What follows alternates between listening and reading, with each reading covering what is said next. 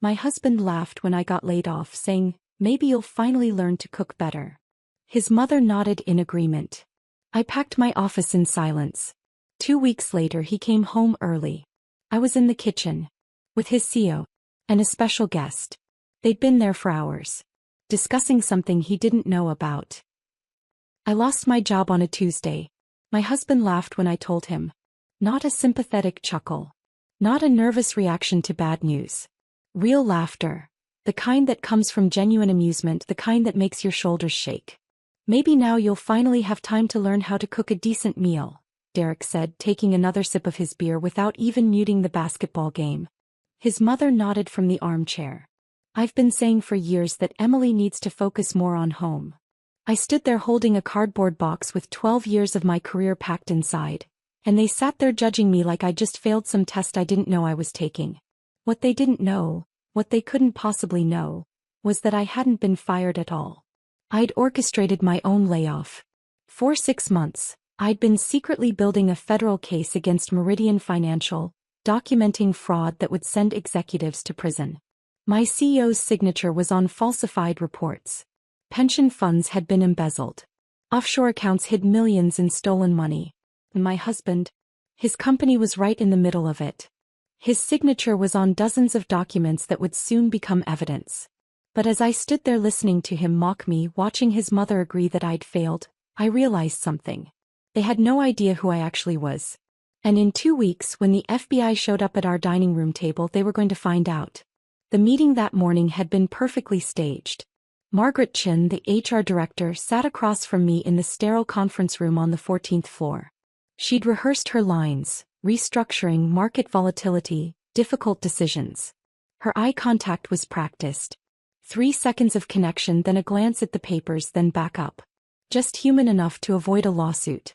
My cardboard box sat beside my chair, already packed by security before I arrived. I could see the edge of my framed CPA certification, the coffee mug my niece had painted for me in 3rd grade, a photograph from the company retreat in Vermont where everyone smiled and pretended we were colleagues instead of strangers collecting paychecks. Margaret slid the severance papers across the table. I picked up the pen and signed in 3 places without reading a single word. Because I'd written most of those terms myself 3 weeks ago. "We wish you the best, Emily," Margaret said, standing to shake my hand. Her palm was cool and dry. Professional. She'd done this twice already this week. I picked up my box and walked out through the bullpen of cubicles. Nobody looked at me. Corporate survival instinct. Don't make eye contact with the wounded. Might be contagious. The elevator ride down felt endless. I watched the numbers descend: 14, 13, 12. My reflection in the polished steel doors showed a woman in a gray blazer holding a cardboard box. I looked defeated. Exactly what I needed to look like. Because this wasn't a termination. This was strategic positioning. 6 months ago, I'd stumbled onto something I wasn't supposed to find. Carol Simmons, a woman I'd worked with for 6 years, called me 3 weeks after she retired. She was crying. Her pension had been reduced by 70%, and the statements didn't make sense. The numbers didn't add up. So I looked into it. I stayed late one Friday, pulled files I wasn't authorized to access, traced transactions through accounts that shouldn't have existed.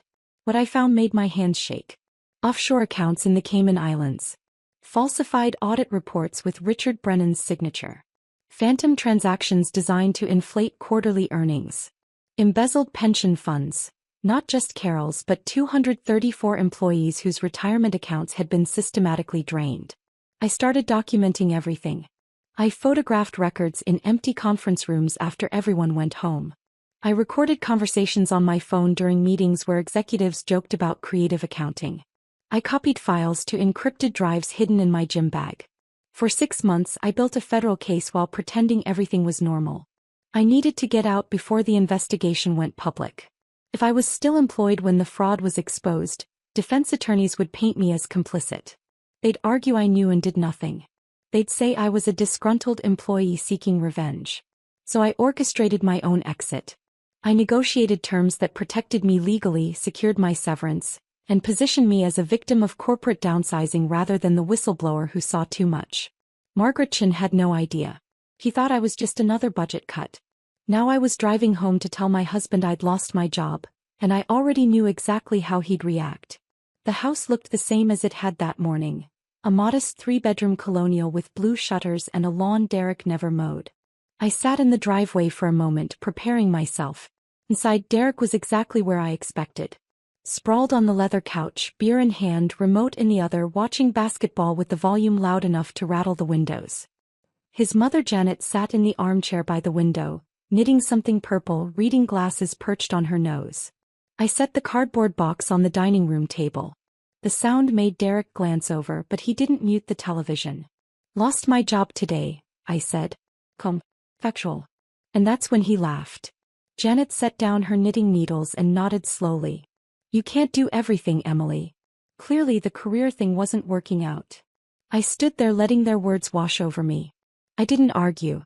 7 years of marriage had taught me that defending myself only gave Derek more ammunition. He'd twist my words, find weakness in my tone, use my frustration against me. So I picked up my box and walked to the kitchen. I set it on the counter beside the sink and stared out the window at the overgrown backyard. Derek's laughter still echoed in my head. I opened the cabinet and pulled out a dish towel, folding it carefully, smoothing the creases. Then I started planning dinner. Over the next 2 weeks I maintained a careful routine. I woke early, made coffee, opened my laptop at the kitchen table and pretended to search for jobs. Derek left for Henderson Logistics by 7:30. Janet usually went to her book club at the community center or visited friends. I used those hours to meet with Special Agent Michelle Torres from the FBI's Financial Crimes Division. We sat in coffee shops 30 miles from my neighborhood, reviewing documents, building timelines, connecting transactions to specific executives. Michelle was in her late 40s with short dark hair and the kind of steady presence that made people tell her the truth. She explained what would happen next. Interviews, depositions, eventually a grand jury. My testimony would be the foundation of the entire prosecution. At home I cooked dinner every night. Simple meals that Derek criticized anyway. "Chicken's dry again," he'd say, cutting into the breast with exaggerated difficulty. Janet would offer suggestions about seasoning and temperature, as if I hadn't been cooking for myself since I was 19. I nodded and smiled and said nothing. Meanwhile, I'd been quietly documenting Derek's connection to the fraud. Henderson Logistics handled all shipping and warehouse operations for Meridian Financial.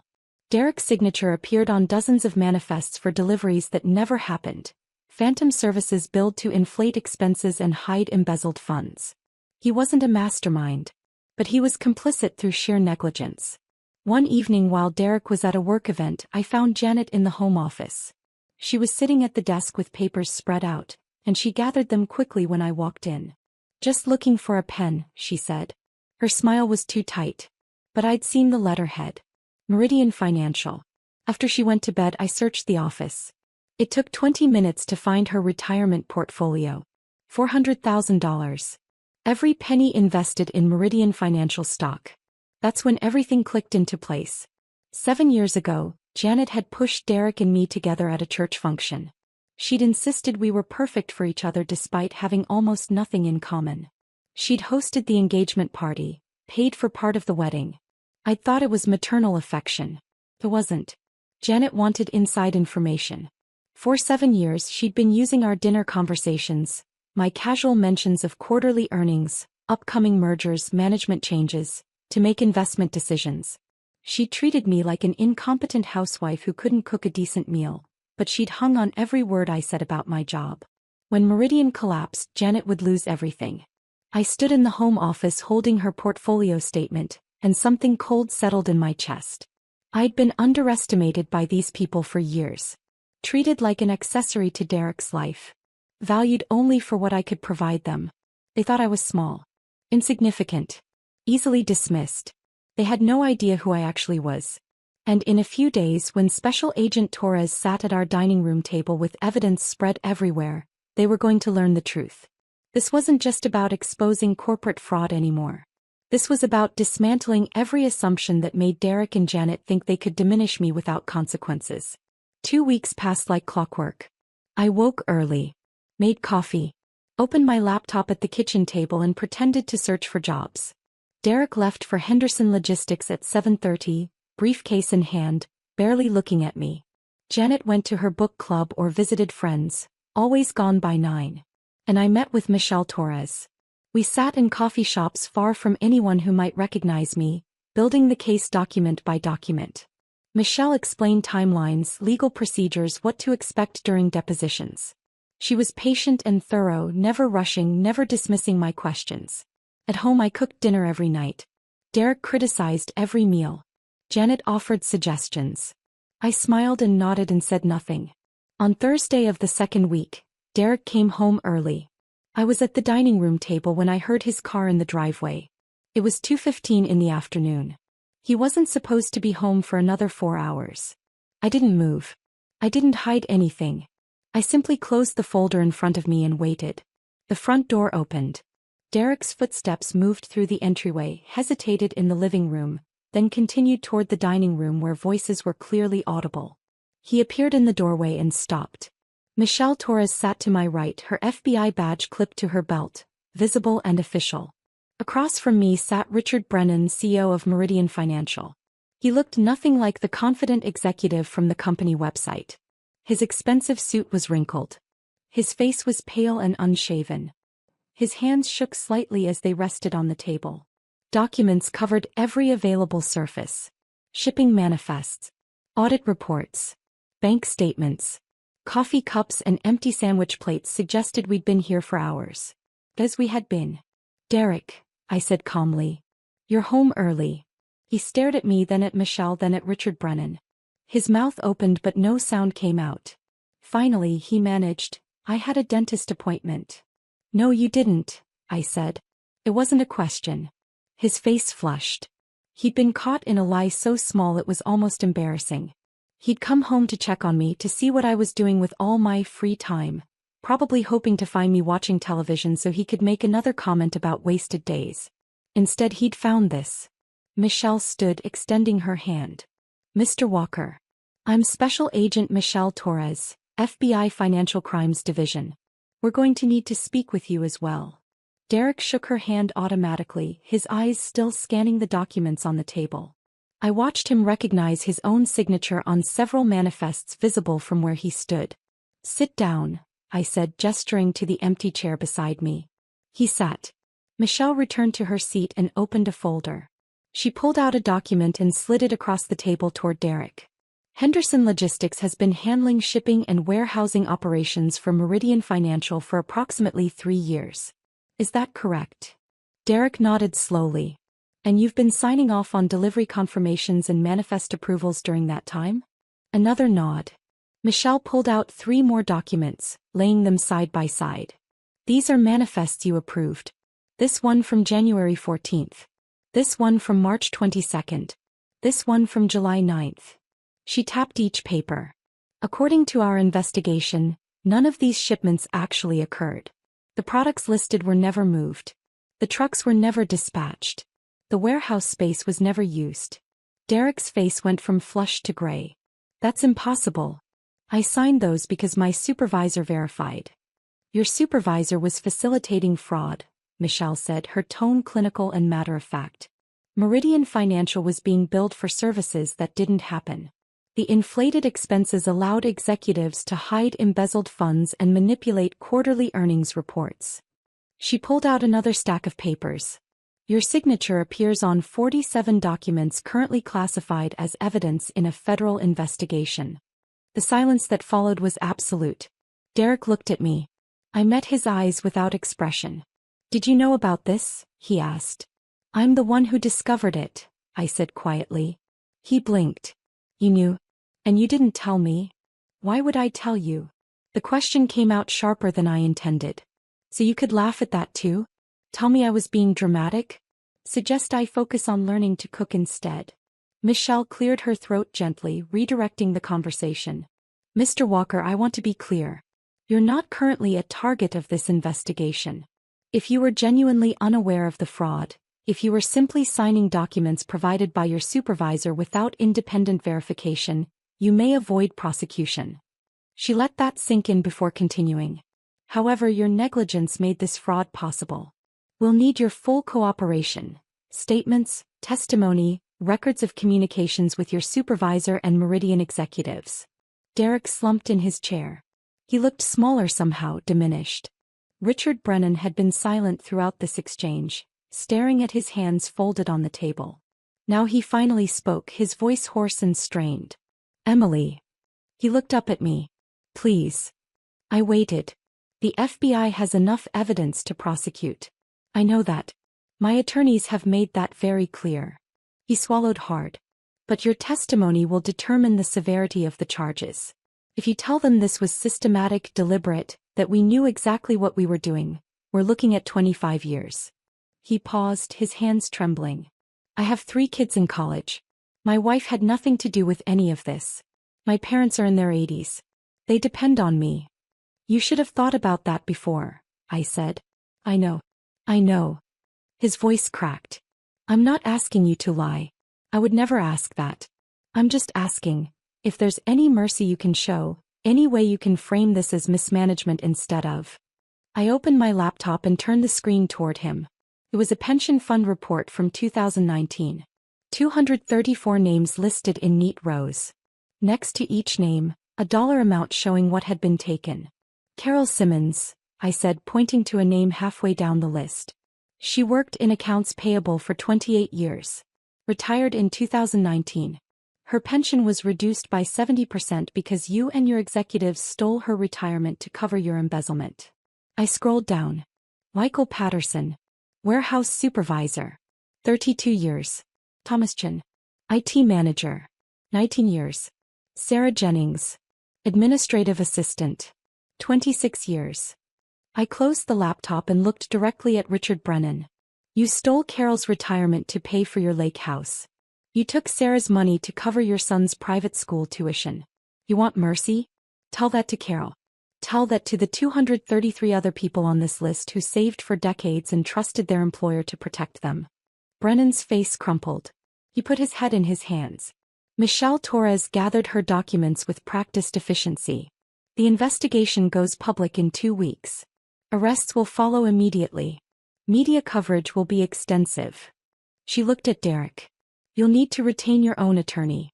We'll contact you within 48 hours to schedule your formal interview." She stood and Richard Brennan stood with her, moving like a man walking to his own execution. I remained seated. After they left, Derek and I sat in silence. The documents were still spread across the table. Evidence of fraud. Evidence of his negligence. Evidence of my months of secret investigation. "How long have you known?" he finally asked. 6 months. "And you didn't tell me?" "No." "Why not?" I looked at him, really looked at him, and saw a man I'd spent 7 years trying to please. A man who dismissed my work, criticized my cooking, laughed when I lost my job. A man who never once asked what I was thinking, what I was feeling, what I was carrying. "Because you never would have believed me," I said simply. The front door opened. Janet's voice called out, bright and chattering, something about her friend's grandson's wedding. She walked into the dining room still talking, then stopped when she saw our faces. "What's wrong?" she asked, her smile fading. Derek turned to his mother. His voice was flat, drained of emotion. "How much money do you have in Meridian Financial stock?" Janet's face went pale. The color drained so quickly I thought she might faint. "What?" she whispered. "Your retirement portfolio," Derek said slowly. "How much is invested in Meridian?" She looked at me, then back at Derek, then down at the documents spread across the table. "All of it," she said quietly. I stood, picked up my laptop and walked upstairs. I was done explaining myself to these people. I closed the bedroom door behind me and stood in the silence. Downstairs I could hear Derek's voice, low and tense, talking to his mother. I couldn't make out the words, but I didn't need to. Janet had just admitted her entire retirement was invested in Meridian Financial stock. Stock that would be worthless within 2 weeks.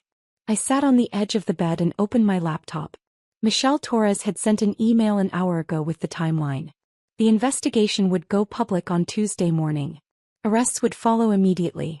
I had 4 days. 4 days before everything I'd been building for 6 months became national news. I didn't sleep that night. I lay in bed listening to Derek pace downstairs until after midnight. Janet's crying came in waves through the guest room wall. Neither of them came to talk to me. Neither of them knocked on my door to ask questions or demand explanations. They already knew I wouldn't give them what they wanted. Tuesday morning arrived with gray skies and steady rain. I was in the kitchen making coffee when my phone started buzzing. Text messages. News alerts. My younger sister calling from Ohio. I ignored all of it and turned on the television. The headlines scrolled across the bottom of the screen. Meridian financial executives arrested in multi-million-dollar fraud scheme.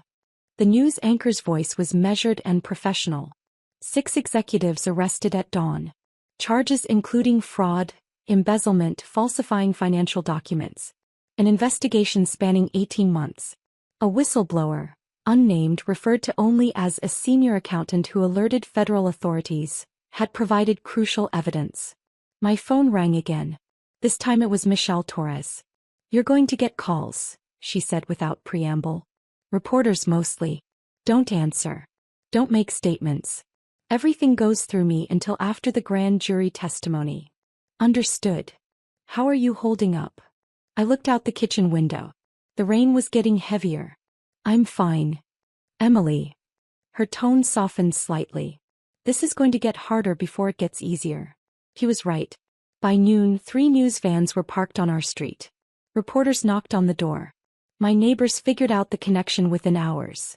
Former Meridian financial employee, husband works at Henderson Logistics, the same company implicated in the shipping fraud. Derek's phone didn't stop ringing.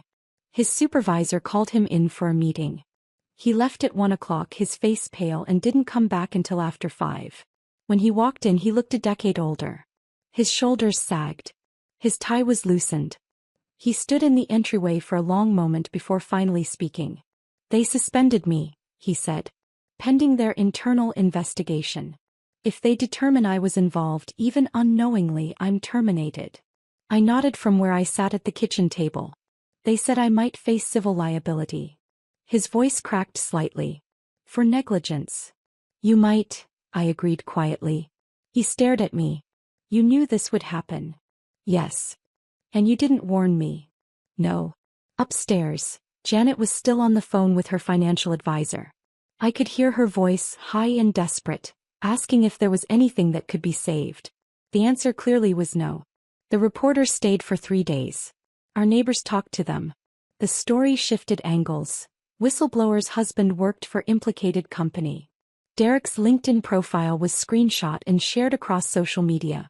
His Facebook filled with comments from people he went to high school with, former coworkers, distant acquaintances. Everyone had an opinion about whether he knew, whether he should have known, whether he was complicit or simply stupid. He stopped leaving the house. 6 weeks later, I testified before a grand jury. Michelle Torres prepared me carefully. We spent days going over documents, practicing testimony, anticipating questions. She taught me how to remain composed under pressure, how to answer without embellishing, how to let the evidence speak for itself. The testimony lasted 3 days. I sat in a windowless room and walked 12 strangers through 6 months of investigation. I presented documents, falsified audit reports with Richard Brennan's signature, emails discussing creative accounting, bank statements showing offshore transfers. I explained transactions in plain language, connecting dots that seemed separate until you understood the pattern. On the second day, defense attorneys tried to shake me. They suggested I was exaggerating. They implied I was motivated by revenge after being laid off, that I'd manufactured evidence because I was bitter about losing my job. I remained calm. I presented my employment record. 12 years at Meridian Financial.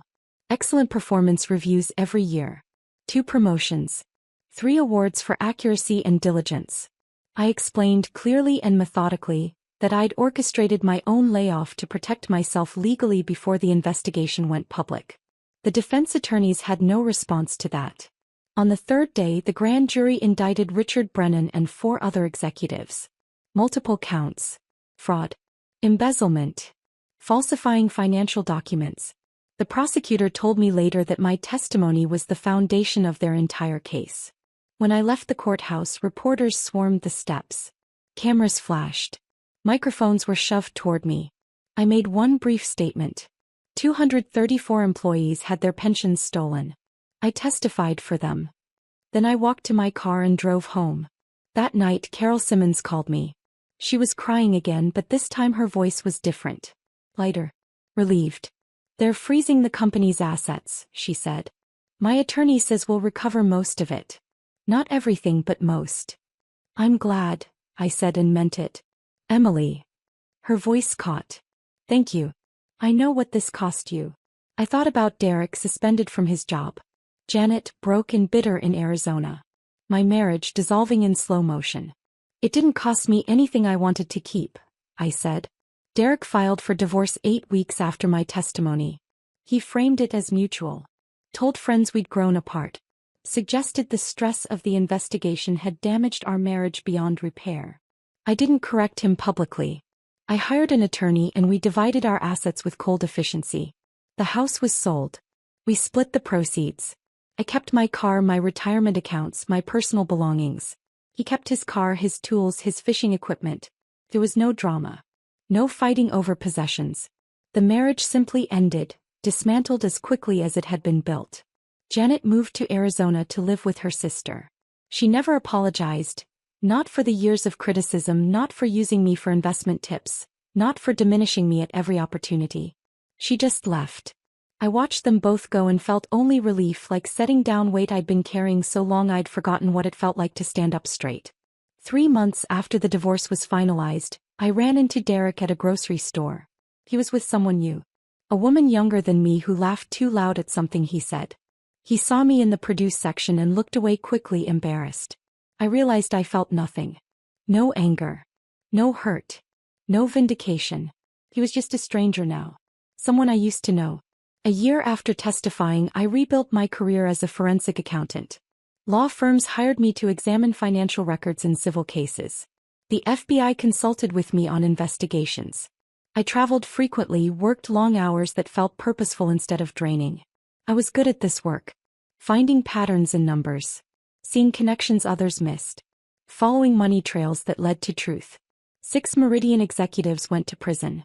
Sentences ranged from 8 to 18 years. Richard Brennan got 15. His wife divorced him. His children changed their last name. Victims recovered 83 cents on every dollar stolen. Not perfect but substantial. Some of them sent letters thanking me. I kept those letters in a folder on my desk. On difficult days I read them to remember why it mattered. I bought a small condo near the city. 1 bedroom. Hardwood floors. Kitchen I actually enjoyed cooking in. I invited Carol Simmons for dinner one evening. We laughed about the terrible office coffee at Meridian, about Margaret Chen's rehearsed termination speeches, about how we'd both survived something we never should have had to face. Sitting across from her in my own space, eating food I'd cooked without criticism, I realized something. I was happy. Not the performative happiness I'd faked during my marriage. Not the careful smile I'd worn for 7 years while being made smaller every single day. Genuine contentment. I was never the problem. I was never too ambitious, too difficult, too much. I was simply surrounded by people determined to diminish me so they could feel bigger. Now I was surrounded by space. Room to grow. Room to breathe. Room to become whoever I wanted to be. My greatest strength was never cooking or pleasing others. It was seeing truth others refused to acknowledge and having the courage to expose it. And that strength didn't save me. I saved myself.